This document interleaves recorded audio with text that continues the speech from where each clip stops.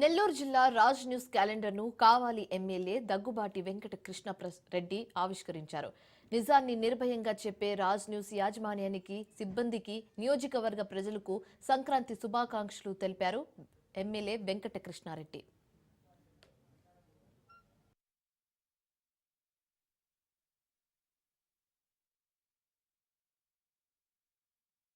యాజమాన్యానికి, వాళ్ళ యొక్క సిబ్బందికి, కావలి నియోజక ప్రజానికానికి అందరికీ కూడా నూతన సంవత్సర మరియు ముక్కోటి అదేవిధంగా సంక్రాంతి శుభాకాంక్షలు తెలియజేస్తున్నాం.